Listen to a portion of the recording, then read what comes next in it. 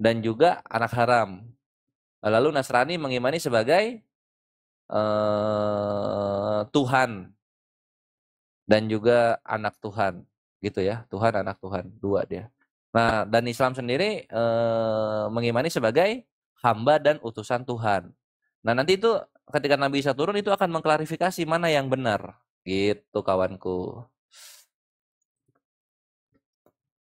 Kenapa harus Isa, Bang, yang harus mengklarifikasi datang ke dalam dunia ini, Bang? Oke. Karena untuk nabi-nabi yang lain, Islam, Kristen, dan juga Yahudi tidak ada perdebatan. Mereka nabi ya nabi, gitu. Bukan ya bukan, kelar perkara. Nah, tapi untuk perkara Nabi Isa ini, tiga agama ini mengimani dengan klaim mereka masing-masing, gitu. Contoh misalnya tadi aku udah sebutin, sekarang aku tambah lagi. Yahudi mengimani Isa ini sudah mati oleh mereka dengan cara dirajam, dilempari batu, dan juga dibangkitkan oleh Rabi Onkelos. Dari apa? Dari kotoran-kotoran yang dipanaskan. Lalu kemudian Nasrani mengimani bahwa Nabi Isa ini matinya bukan dirajam tapi disalib. Dan dia dibangkitkannya bukan di kotoran-kotoran yang dipanaskan tapi dari kuburan. Sedangkan Islam, Nabi Isa ini tidak dibunuh dan juga tidak disalib. Tapi Allah selamatkan ke langit kedua untuk nanti turun lagi di akhir zaman. Nah, ini tiga klaim ini harus diklarifikasi gitu. Silahkan. Yang ketiga itu boleh abang klarifikasi, karena tadi abang bilang diklarifikasi ya. Iya.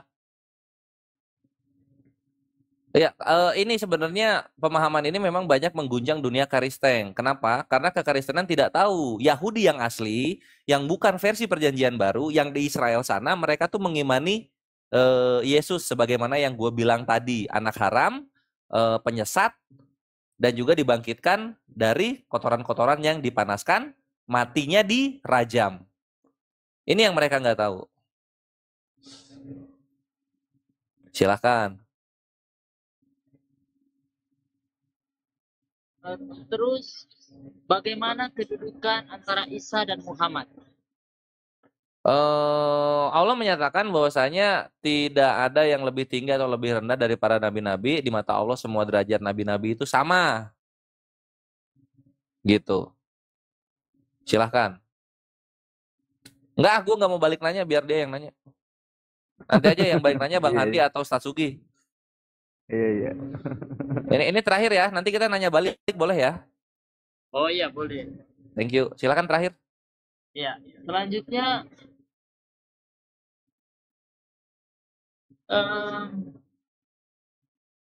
di hadis Maryam jilid 3 nomor 152. Maryam, Bang. Di mana?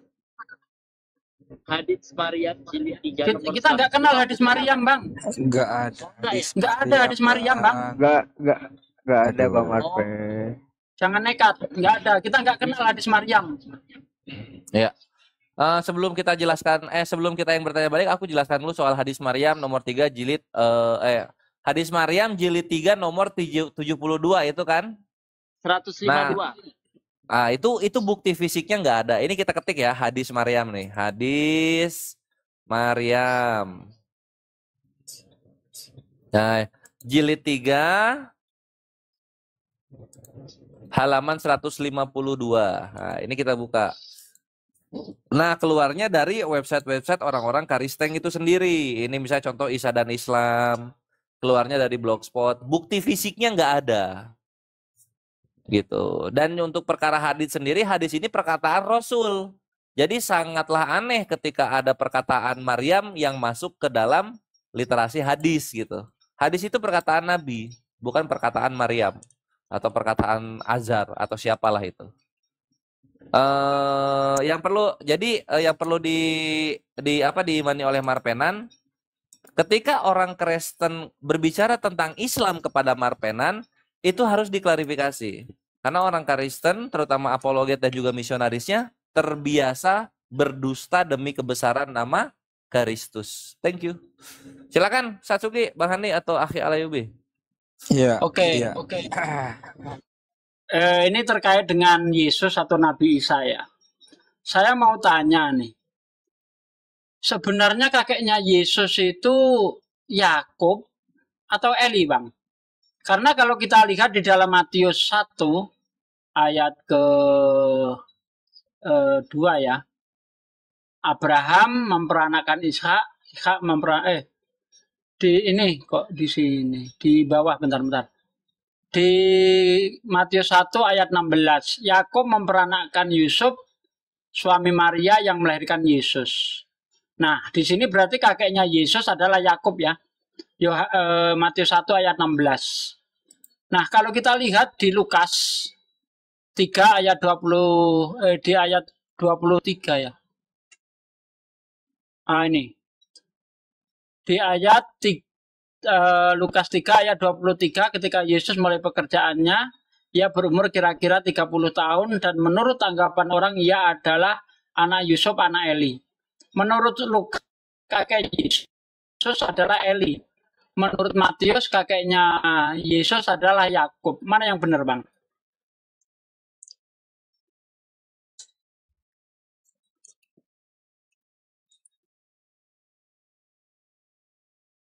Apa mungkin satu orang punya dua orang ayah? Apa mungkin satu orang mempunyai 2 orang ayah, Yusuf, yaitu Eli dan Yakub? Gimana, Bang? Oke. Bentar ya, Bang.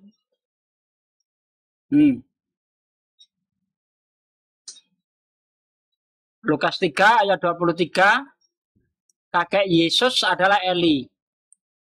Dari bapaknya namanya Yusuf. Berarti Yusuf adalah Matius, bapaknya Yusuf adalah Yakub. Mungkinkah Yusuf punya 2 orang bapak? Punya 2 orang bapak kandung? Yang pertama, dari segi Matius menuliskan Besarin suaramu, Marpenan. silsilah. Suaramu dibesarin. Oke. Ya, jadi yang pertama Matius menuliskan silsilah yang ada itu dari sudut pandang yang dalam hal ini itu lebih tertuju kepada, kalau misalkan Matius itu Matius pasal 1 ayat 22 ya, ayat 22. Matius 1 ayat 16. Ya, oke. Yakub memperanakan Yusuf, suami Maria yang melahirkan Yesus yang Kristus. Maka di sini berangkat dari Paulus memandang bahwa ada hubungan dekat tentang silsilah yang mengarah kepada Daud, seperti itu. Kalau misalkan di dalam Lukas itu dia lebih menyoroti tentang kehidupan yang dimulai dalam pelayanan, yang itu berangkat dari titik yang berbeda.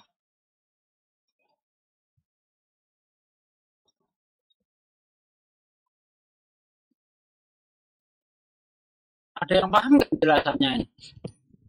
Enggak paham. Pusing. Saya paham, Pak De. Saya paham, tapi saya lagi nggak nyimak. Penjelasan ini nggak menyelesaikan masalah. Coba, iya. Salam Coba kenal, pesan diperhatikan khusus. deh.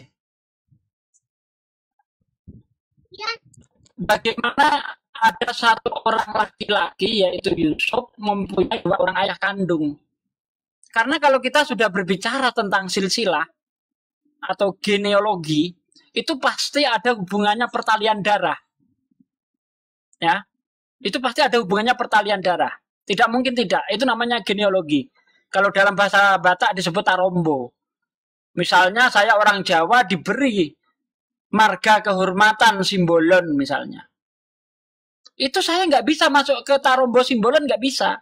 Itu hanya sebagai gelar marga kehormatan saja. Lah ini bagaimana mungkin Yusuf mempunyai dua orang ayah?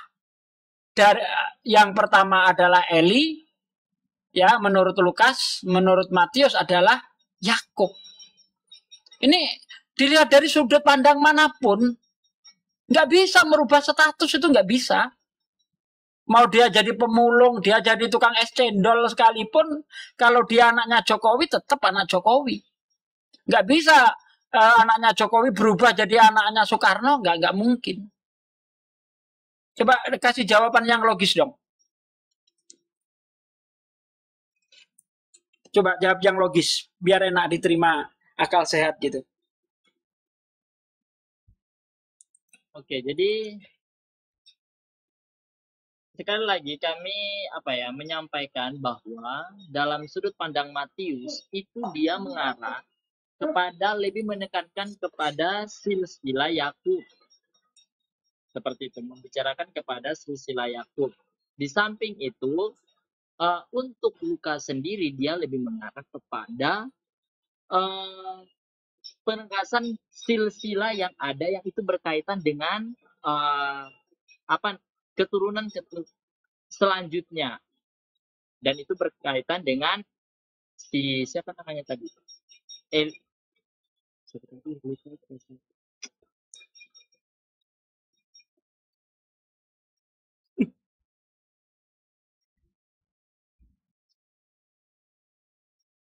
Abang ini apa sih? Entah ini, bingung dia. Ini berat Pade, ganti pertanyaan lain aja. Ini berat, Makanya terlalu berat saya ini. jangan disuruh. Makanya saya kalau disuruh nanya sama Kristen itu paling males saya, karena nggak akan ada jawaban. Sini saya deh yang nanya, yang sederhana berarti Bang saja. Andi, benar. Pak Marven. Pak Marven Nangi. Selamat malam, Bang. Malam Bang. Bang. Ya, itu mah yang palsu yang ngomong. Bang, Bang Marven. Bang Marven. Iya, selamat malam. Ya malam Bang. Jelas, Selamat kenal Bang. Saya Profesor Dr. Marwoto yang belum diakui profesornya kan gitu Bang. Sederhana sih Bang. Menurut Abang, Tuhan Anda berapa? Namanya siapa Bang? Tuhan Anda itu? Kami mengimani ada tiga Ada pribadi. tiga Tuhan. Ya, ada tiga pribadi. Mm-hmm. Namun satu hakikat, dan mereka Allah Bapa, Mereka Allah itu Anak, dan Allah Roh Kudus. mereka itu siapa Bang? Allah Bapa, Allah Anak, dan Allah Roh Kudus. Oke. Mereka ini satu hakikat. Satu hakikat. Hakikat apaan sih? Kalau menurut Abang ngerti nggak arti hakikat Bang? Iya. Hakikat itu apa Bang? Hakikat itu mempunyai kesamaan Baik. dengan Allah. Baik. Apa ikuti aja artinya dia. Apakah Bapak dan Yesus sama Bang? Mereka Allah. Hakikat. Mereka Oke. Allah. Baik. Saya tanya lagi ulang ya Bang. Apakah Bapak dan Yesus sama atau berbeda? Yesus Allah Bapa dan Yesus Kristus itu adalah dua pribadi, tetapi satu hakikat dalam hal ini sebagai Allah. Oke, baik. Baik. Dua pribadi Bang ya. Kalau sudah dua pribadi, bisa nggak kalau dua pribadi ini disatuin Bang? Di waktu yang sama ketika berbicara tentang Allah Tritunggal, maka kita tidak dapat memisahkan ketiganya karena mereka satu hakikat. Jadi ketiganya selalu menyatu ya Bang? Yakin Bang? Ketiganya itu pengertian menyatunya itu yaitu mereka sebagai Allah. Oke, baik. Menyatu ya Bang. Jadi nggak pernah berpisah dia ya Bang ya, selalu menyatu ya ketiganya ini ya. Sebagai Allah. Jadi maksud kata hakikat ini itu sebagai Allah. Oke, baik. Waktu Yesus kira-kira nih di umur 1-2 hari itu lahir di muka bumi, itu hakikatnya bayi ini apa, Bang? Ya, Saya ulang ya. Waktu Yesus nih dilahirkan di kota Daud, kan dibungkus kain lampin tuh, Bang, taruh di palungan ya. Betul ya, Bang ya. ya? Hakikat bayi ini apa, Bang? Dia Allah, tetapi di waktu yang sama dia juga sepenuhnya manusia. Oke. Jadi dia dua hakikat ya, Bang ya. Dua pribadi dia, Bang ya. Dua natur bayi ini. Ya, itu saya cocok, dua natur. Ya. Oke, baik, baik. Apakah kedua natur ini anaknya Maria atau tidak? Iya. Baik. Maksudnya dua natur ini tuh, saya perlu mengklarifikasi pertanyaannya. Dua natur ini maksudnya dalam kemanusiaannya, iya. Iya. Bang, anaknya Maria itu berapa natur? Oke. Anak Maria itu adalah Yesus Kristus sendiri, dan di waktu yang sama karena Yesus Kristus ini adalah Allah tapi juga sepenuhnya manusia. Saya ulang ya, Bang. Yesus itu berapa natur? Dua. Dua. Yaitu natur Allah dan natur manusia. Oke, baik. Apakah kedua natur ini anaknya Maria? Untuk menjawab pertanyaanmu, maka bisa dapat dikatakan ya. Iya, baik. Natur ketuhanan dalam diri Yesus itu apakah itu yang menciptakan alam semesta? Iya. Baik. Natur ketuhanan dalam diri Yesus itu apakah itu yang menciptakan manusia? Iya. Baik. Natur ketuhanan di dalam anaknya Maria ini apakah itu yang menciptakan Maria? Natur, ulangi pertanyaannya Pak. Natur ketuhanan di dalam anaknya Maria yang namanya Yesus ini, apakah itu yang menciptakan Maria? Iya, karena Allah yang menyatakannya. Baik. Artinya Bunda Maria ini pernah mengandung yang menciptakan Maria, betul? Oke, silakan lanjut. Pernah atau tidak? Teruskan pertanyaan Anda. Oke. Jadi dijawab dulu, pernah atau tidak? Ya, teruskan pertanyaan Oke, baik. Anda. Jadi kalau Bunda Maria menggendong anaknya, kemudian anaknya dia susui, begitu, bayi ini, artinya secara tidak langsung Bunda Maria mengandung yang pernah menciptakan Bunda Maria. Bunda Maria menggendong yang pernah menciptakan Bunda Maria, betul? Oke, saya tahu arah pertanyaan Bapak, dan pertanyaan Bapak ini menjebak ya. Oke, Kok baik, menjebak? saya akan Ini menjelaskan kenyataannya, Bang. sekali lagi. Iya, silakan. Dalam hal ini kealahan Yesus Kristus itu Allah sepenuhnya. Dia memiliki natur kealahannya, dan di waktu yang sama dia juga sebagai manusia. Baik, baik. Waktu Bunda Maria menggendong bayi ini, apakah ada natur kealahan dalam diri bayi waktu bayi ini digendong? Sekali lagi saya sampaikan, ada. Ada, baik. Berarti Bunda Maria secara tidak langsung pernah menggendong yang menciptakan Bunda Maria.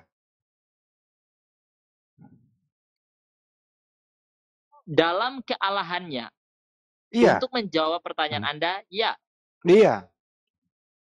Artinya Bunda Maria itu agak sedikit super begitu ya. Karena apa? Penciptanya alam semesta dan manusia ini, Bunda Maria bisa merawat dia dari bayi sampai dewasa. Betul? Puji bagi nama Tuhan. Oke. Jadi Bunda Maria pernah merawat sang pencipta dari bayi sampai dewasa. Betul ya? Karena Allah sendiri yang menyatakan. Ya. Menurut Anda, waktu Bunda Maria merawat bayi ini, di dalam diri bayi ini ada unsur yang menciptakan Bunda Maria. Lebih hebat mana? Saya perlu, oke. Lebih hebat mana Bunda Maria daripada bayi ini? Pertanyaan itu ya, tapi saya lebih cocok Anda mengatakan Allah ya. Ingat Bang, Anda harus konsisten di dalam diri Yesus ada dua natur. Gitu Iya, ya. benar. Iya. Jadi Bunda Maria, Natur kemanusiaan dan ya, ada kealahannya. ya. Jadi Bunda Allahnya Maria Allah, juga, sepenuhnya Allah. Bunda Maria itu ya pernah merawat yang menciptakan Bunda Maria, betul? Seperti yang tadi Anda katakan, saya sudah menjawabnya. Oke, baik. Menurut Anda, sembahan Bunda Maria yang mana? Silakan. Pertanyaan tadi apa? Menurut Anda, yang disembah Bunda Maria yang mana? Apakah yang ada dalam diri anaknya atau yang ada di surga? Oke, saya perlu menjelaskan ini. Yang disembah oleh si Maria pada saat itu adalah YHWH. Oke. Dan Jadi, YHWH itu berdiam juga ke Tritunggalan itu yang kami akui ada Allah Bapa, Allah Anak, dan Allah Roh Kudus. Oke. Apakah Bunda Maria menuhankan ketuhanan dalam diri anaknya? Bunda Maria tidak pernah menuhankan di dalam diri anak yang dilahirkannya, tetapi memang memang atas kedaulatan Allah maka Allah menyatakan dirinya dalam bentuk manusia, dalam rupa manusia. Baik. Kalau Bunda Maria tidak menuhankan keilahian di dalam diri anaknya, saya kembalikan ke Anda. Yang mana Tuhan Anda? Apakah yang ada dalam diri anak Maria atau yang disembah Bunda Maria? Yang mana Tuhan Anda? Saya menyatakan bahwa YHWH di dalam Yesus Kristus. Artinya sembahan Anda dan sembahan Bunda Maria berbeda. Betul apa betul? Tidak, Anda salah. Oke. Apakah sembahan Anda dengan Bunda Maria sama? Ya. Baik. Bunda Maria menyembah siapa? YHWH. Anda menyembah siapa? YHWH di dalam diri penyataan Allah Yesus Kristus. Jawaban yang kedua dengan jawaban pertama sama atau beda? Sama. Yakin? Yakin. YHWH yang kami percaya ada dalam telah menyatakan dirinya di dalam Yesus Kristus. Terus gimana persoalannya? Apakah Bunda Maria menyembah YHWH dalam diri anaknya? Iya. Sorry, saya perlu ini. Iya, dijawab iya kok. Saat itu sebelum Kena jadi dia. perlu saudara ketahui bahwa pada saat itu sebelum itu memang YHWH yang disembah oleh Maria ya. Karena pada saat itu YHWH, konsep YHWH. Karena belum ada penyataan diri, tetapi karena Allah telah menyatakan dirinya melalui kelahiran anaknya, Allah menyatakan dirinya lahir dalam rupa seorang manusia melalui hambanya si Maria ini, maka di situ YHWH di dalam Yesus Kristus itu telah diciptakan. Apakah Bunda Maria menyembah YHWH di dalam diri Yesus? A iya, B tidak. Sekali lagi pada konteks pada saat itu Bunda Maria menyembah YHWH. Oke. Tanpa YHWH dalam diri anaknya. Betul? Kenapa? Jadi Bunda Maria tidak menyembah YHWH di dalam diri Yesus. Betul?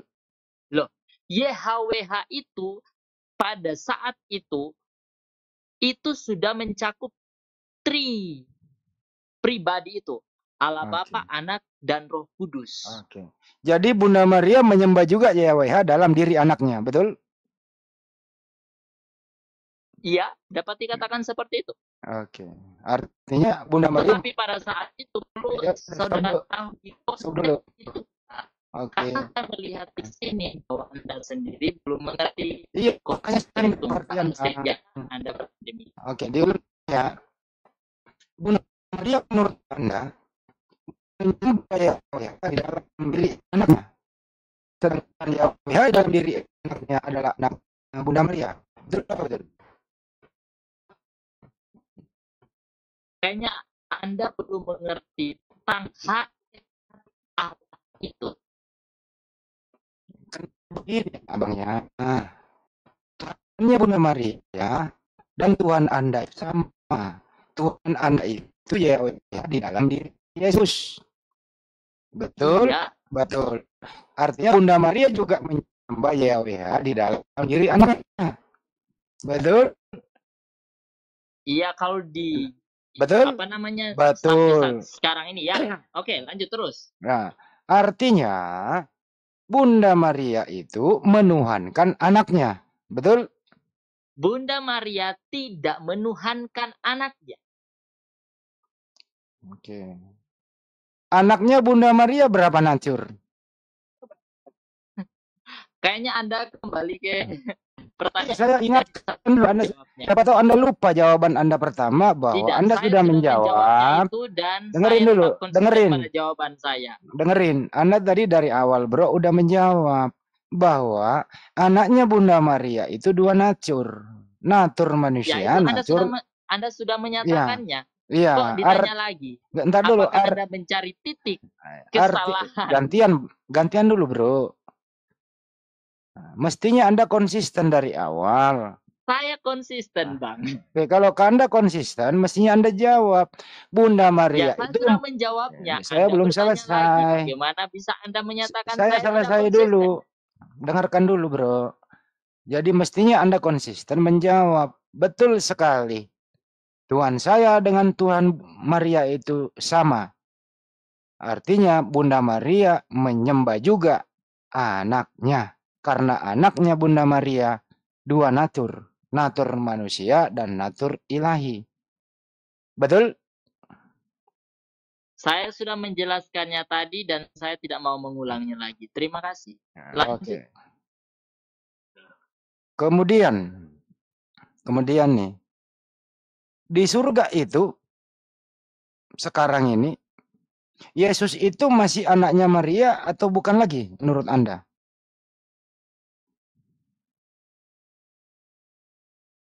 Oke, terima kasih.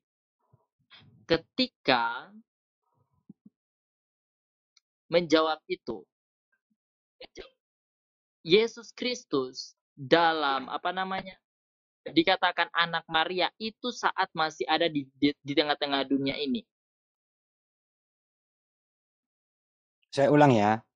Kita paham Iya. waktu Yesus disalib, dikubur 3 hari 3 malam, dibangkitkan, dikira hantu, makan ikan goreng, kan begitu. Pertanyaan saya sebelum naik ke surga ini aja dulu masih di bumi. Waktu Yesus itu bangkit, 40 hari beraktivitas di bumi, sesudah dia mati dibangkitkan begitu, itu masih anaknya Maria atau bukan lagi, bro? Dalam konteksnya masih di bumi, iya. Masih di bumi, anaknya Maria, betul. Terus kemudian, setelah dia terangkat ke surga, duduk di sebelah kanan Bapa, apakah itu masih anaknya Maria? Secara manusia dapat dikatakan iya. Baik. Apakah Yesus itu masih berbentuk sebagaimana badannya atau fisiknya yang ada di bumi? Saya begitu yakin ya. Saya begitu yakin. Iya. Baik. Artinya, Anda sampai detik ini menuhankan anaknya Maria. Betul apa betul? Saya tidak pernah menuhankan anak Maria. Tetapi memang dia sendiri adalah Tuhan. Terima Oke, kasih. baik, baik. Menurut Anda tadi, yang di surga itu, Yesus yang Anda tuhankan masih anaknya Maria, laki-laki ganteng, kan begitu. Ya, Apakah maaf Anda... sekali lagi saya tidak menuhankan anak Maria itu atau Yesus Kristus. Tidak. Tapi memang dia adalah Tuhan dalam baik. iman kami. Kalau begitu saya perhalus supaya Anda tidak ngeles lagi. Gini, apakah Anda menyembah anaknya Bunda Maria itu yang ada di surga? Iya. Nah, baik. Artinya Tuhan Anda di surga itu anaknya Bunda Maria, betul? Ya, terserah Anda dapat dikatakan seperti itu. Saya bertanya, saya nggak berpendapat. Oke, iya. Baik. Menurut Anda, kalau Anda berdoa, siapakah di antara ketiga ini yang mengabulkan doa? Bapa, anaknya Maria, atau Roh Kudus? Di waktu yang sama, Tritunggal itu yang menjawab doa saya. Allah Bapa, Allah Anak, Allah Roh Kudus. Ketiganya ini menjawab doa saya. Oke. Jadi kalau Anda berdoa, ketiga-tiganya harus kata sepakat iya atau tidak dalam hal mengabulkan doa bagi orang Kristen. Betul? Kenapa? Jadi kalau Anda berdoa, ketiga-tiganya harus sepakat. Enggak boleh ada satu berbeda pendapat. Semua manut. Maksudnya ketiganya itu apa? Saya kurang paham. Saya ulang. Ya, Saya ulang. Kalau Anda berdoa, yang berhak memutuskan doa Anda diterima atau tidak itu Bapa, Putra, dan Roh Kudus. Siapa yang paling berkuasa di situ? Silakan. Semuanya sama rata karena itu Semua. hakikat, esensi. Karena Oke. mereka adalah Allah. Ketika kita Oke, berdoa baik. kepada Allah Bapa, di waktu yang sama juga kita berdoa kepada Yesus Kristus. Di waktu yang sama juga kita berdoa kepada Allah Roh Kudus. Baik. Ketiganya ini sama hakikat, dan ketika kita menaikkan doa di waktu yang sama, kita pun juga mempersembahkan doa kita itu kepada tiga pribadi, satu Baik. hakikat. Baik. Menurut Anda, tidak ada yang paling dominan kuasanya. Tiga-tiganya kuasanya sama. Betul ya? Betul. Baik. Menurut Anda, siapa yang memutuskan waktu Bunda Maria tiba waktunya dicabut nyawanya? Siapa? Silakan. Allah. Yang mana? Yesus juga terlibat apa tidak? Di waktu yang sama Allah di situ karena itu saya bilang kalau Anda memahami esensi Allah Bapa, Allah Anak, Allah Roh Kudus yang berkuasa atas nyawa daripada si Maria, yaitu ketiganya ini. Terima kasih. Jadi Yesus turut menentukan kapan waktu Iya, nyawa ibunya dicabut. karena dia adalah Allah. Baik.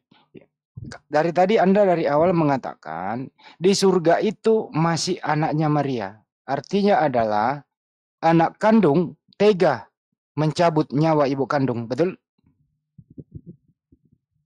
Dalam esensinya, karena pertanyaan Anda itu, Yesus Kristus ketika berada di surga, apakah dapat disebut sebagai anak Maria? Dapat dikatakan iya.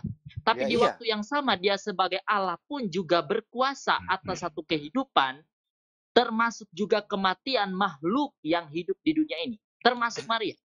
Iya. Artinya Yesuslah yang mempunyai peranan penting mencabut nyawa ibu kandungnya. Betul? Ketiganya. Baik. Tritunggal, satu hakikat. Iya. Apakah menurut Anda ini enggak termasuk anak durhaka? Siapakah kita yang menyatakan anak durhaka? Mungkin secara pandangan manusia dapat dikatakan seperti itu. Tetapi karena Yesus Kristus ini adalah Allah, maka dia berhak pun juga mengambil berkuasa atas kehidupan termasuk kematian. Oke, jadi menurut Anda anak kandung mencabut nyawa ibu kandung itu enggak durhaka karena memang harus dilakukan, betul? Karena dia adalah Allah. Lalu di mana persoalan? Tidak ada persoalan buat Anda. Tidak ada persoalan juga buat kami. Ini hanya diskusi biasa. Jangan cari persoalan.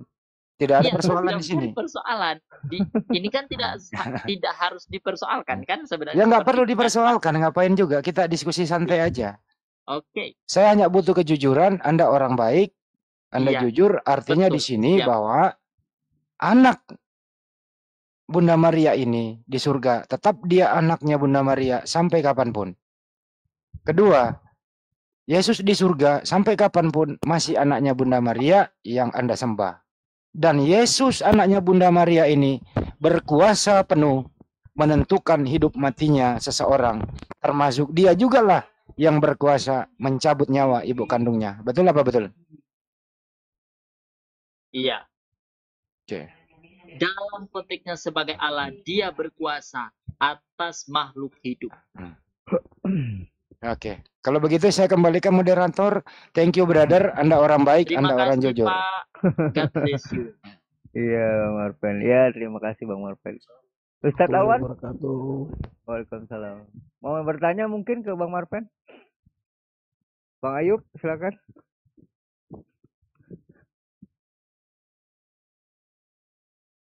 Marpen.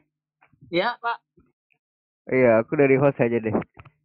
Boleh nggak? Ini kan aku lagi nulis ini surga Kristen gitu ya. Oh iya Pak. Kalau di, ya. Kalau di Bible-nya Bang siapa Bang Marpen tuh ada nggak tertulis surga? Putus-putus Pak. Bisa diulang Pak? Di Bible-nya Pak Marpen, ini kan temanya surga Kristen. Kan banyak yang bertanya di Kristen tuh ada nggak sih tertulis surganya orang Kristen gitu? Iya.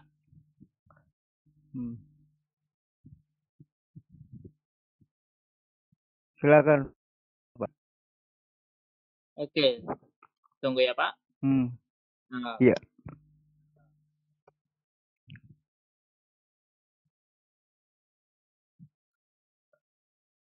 ya, jadi memang dalam konsep iman Kristen tentang kerajaan Allah, bahwa barang siapa yang percaya kepada Yesus Kristus itu masuk ke dalam kerajaan surga. Dan untuk lebih detail-detailnya seperti apa sih sebenarnya kerajaan surga itu, secara pemikiran manusia tidak dapat melampaui hal itu, tetapi Alkitab telah mengemukakan bahwa yang pasti di surga itu ialah penuh dengan damai sejahtera, di waktu yang sama kedamaian, tidak ada sakit penyakit, di sana betul-betul indah, dan secara manusia saya terbatas untuk menyampaikannya. Itu yang saya dapat paparkan. Oke. Aku boleh sedikit minta penjelasan dari Matius 2:59, Pak.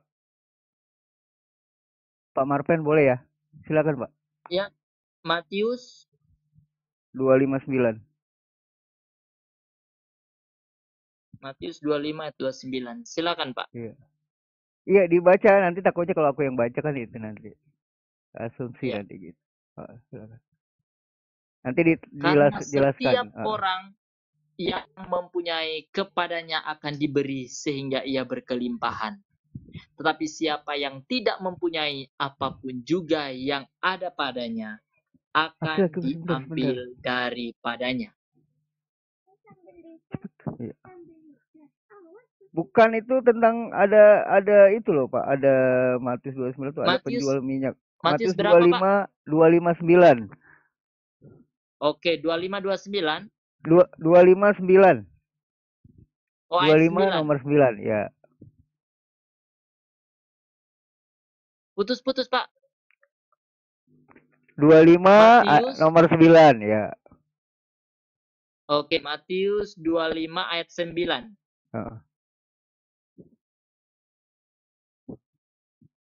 Oke. Matius 25 ayat 9 tetap ya. 25 Lanjut aja, Pak. Lanjut. Ya, lanjut. Matius 25 ayat 9 benar, Pak? Iya.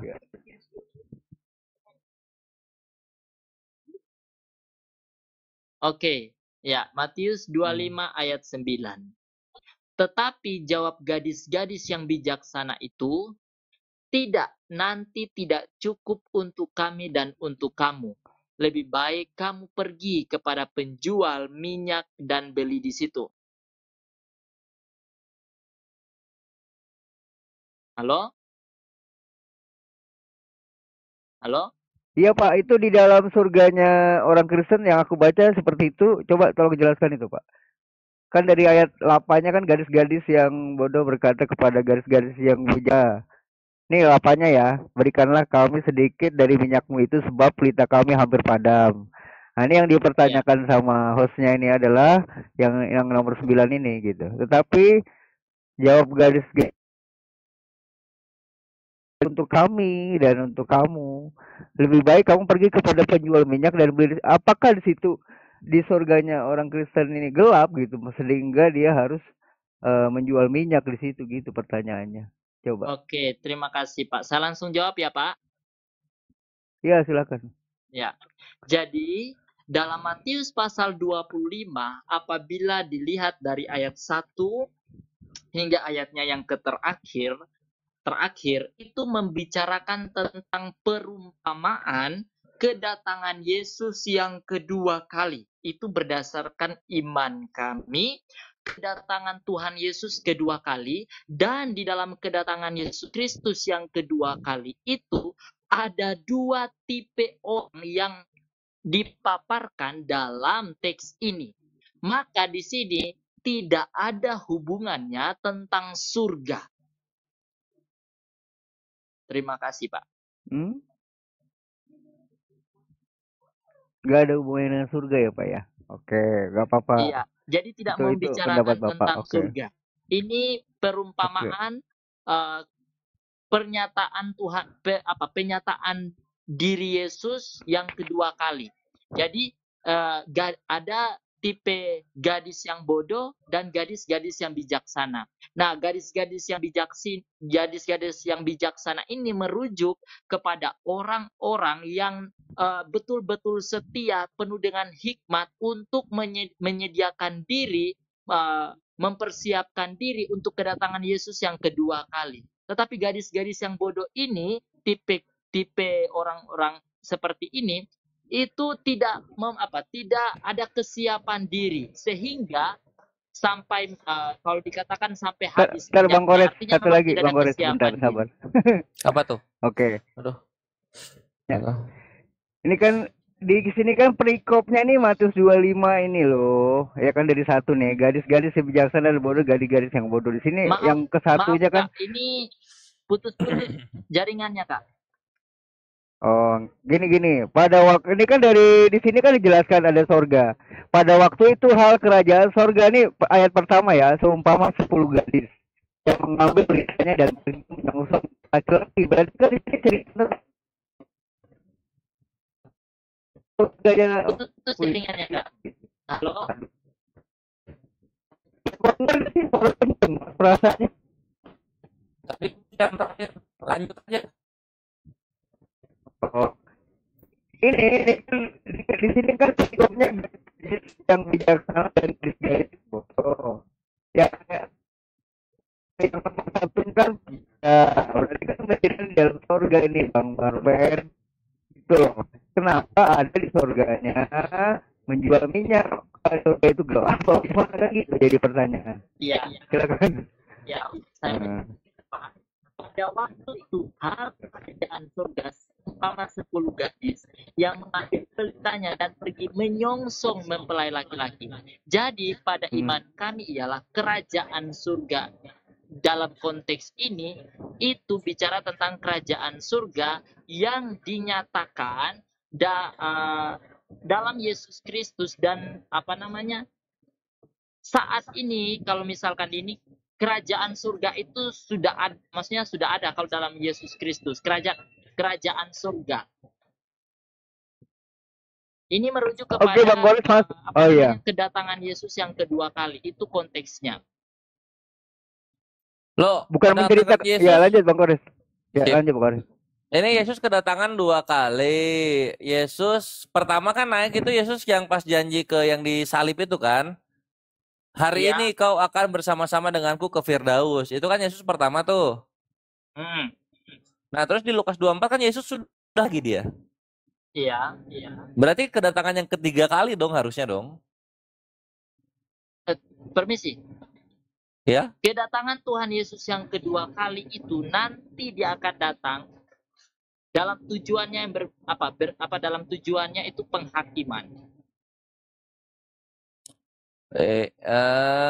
Kayaknya enggak deh di Lukas 24 itu. Di sini Yesus sendiri menyatakan hal itu untuk mempersiapkan, menyongsong mempelai laki-laki itu merujuk kepada kedatangan Yesus Kristus yang kedua kali. Maka Iya. Sebarani di mute dulu, sebarani di mute dulu. konteks ini, maka di dalam konteks Matius pasal 25 ayat 1 ini tentang menyongsong mempelai laki-laki, menyongsong kedatangan Tuhan Yesus Kristus ini ada dua tipe orang yang akan ada di dunia ini.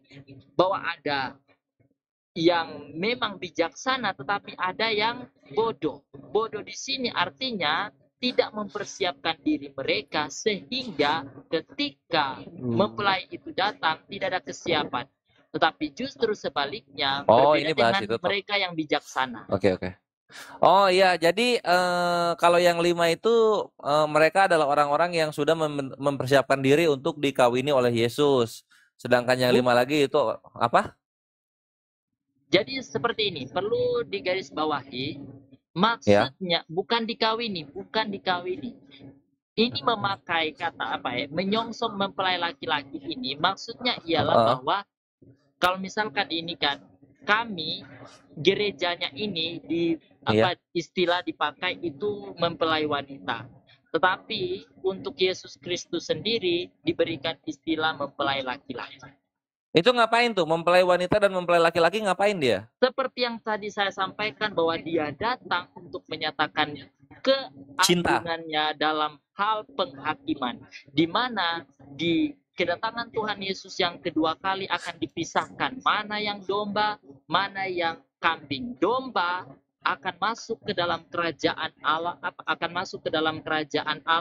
tapi juga untuk kambing yang tidak mengenal Kristus akan dicampakkan ke dalam perapian yang menyala.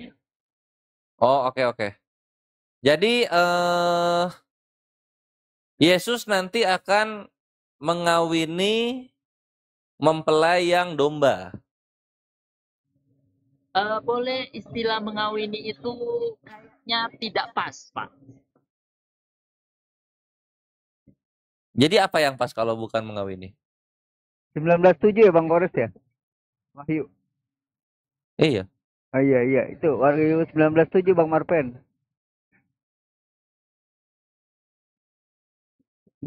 Wahyu 19 nomor 7. 19:7. Okay. Kayak dikit-dikit Bang Kores. Kata mereka kepadanya, jika demikian, Wahyu 19 Wahyu 19 ayat 7.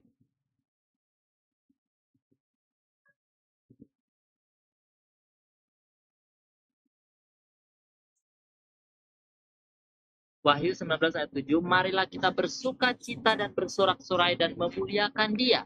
Karena hari perkawinan anak domba telah tiba dan pengantinnya telah siap sedia.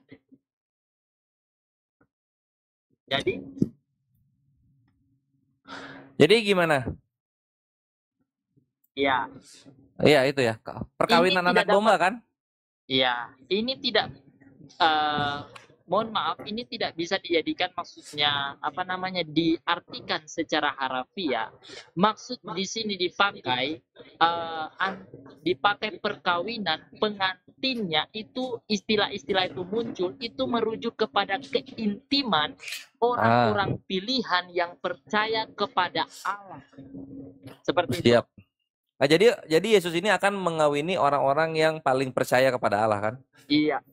Sip. Mengawini di sini tidak dapat ditafsirkan sebagai mengawini seperti kita lalu ada hubungan seks dan lain sebagainya, tidak seperti itu. Ini perkawinan di sini itu memakai istilah untuk merujuk keintiman umat pilihan Allah dengan Allah sendiri. Ada hubungan yang akrab. Oke. Nah, aku nanya sekarang ke Marpen. Ketika nanti dikawini oleh Allah dalam keintimannya ini, bagaimana perasaannya Marpen? Haleluya, puji Tuhan. Sungguh bersuka cita dan Asik. bersorak-sorak. Mantap. Mantap, mantap. Ya, siap-siap.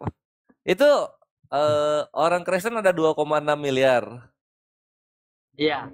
Itu Terus abadi lanjut, ya? Kak. Terus dia bergilir gitu dia atau gimana? Oke. Mohon maaf ini, Kak. Iya. Sepertinya hambanya menerjemahkan perkawinan itu ada hubungan intim. Hubungan intim? Oke, sekali lagi saya mau menyampaikan di sini perkawinan di sini